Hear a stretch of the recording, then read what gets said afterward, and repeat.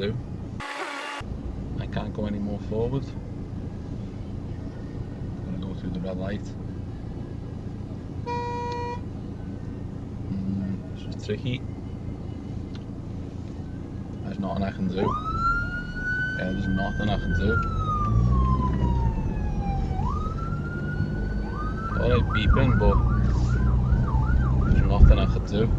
You should not go through a red traffic light for an emergency vehicle in any situation unless you are specifically directed to with a direct instruction by a police officer. A video from Danny, a cracking driving instructor in Liverpool here. All of the cars are pretty much doing what they should be doing, except it appears for one car that was trying to honk their horn in an attempt to get the other cars in front of them to go through the red light for the ambulance. You will of course notice that the ambulance in this case switched its siren off as soon as it got to the back of the queue and didn't put it back on again until the lights were green. So also fantastic action here by the driver of the ambulance. Emergency vehicle drivers have exemptions to be able to go through a red traffic light if it is safe to do so, because the drivers of those vehicles have the correct training to be able to do it in the correct and safe manner. If you go through a red traffic light for an emergency vehicle, you could end up causing a collision with a vehicle that has priority over you. For instance, a vehicle travelling through a green light into the junction that you've just went through a red light for. You could also be risking a fine and points for breaching the traffic light. Some local authorities might approve an appeal, but some will not.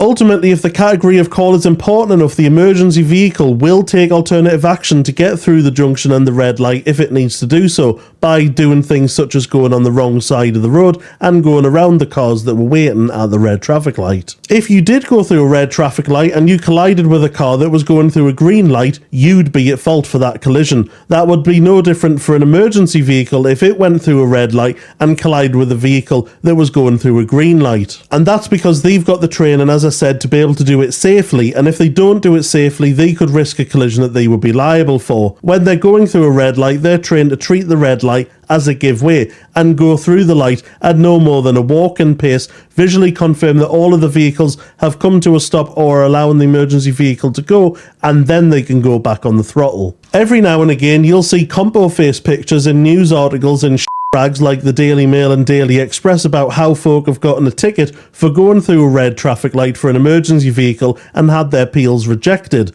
That's because it's still illegal to go through a red traffic light for an emergency vehicle when there's an emergency vehicle present, unless you're specifically directed to go through the red light by a police officer giving you a direct verbal instruction. The best thing you can do, if you can, is to make room for the emergency vehicle like Danny did in this clip, so that the emergency vehicle can get closer to the lights, and then once the green light is activated, clear a path, if needs be, come to the side so the emergency vehicle can proceed through the green traffic light.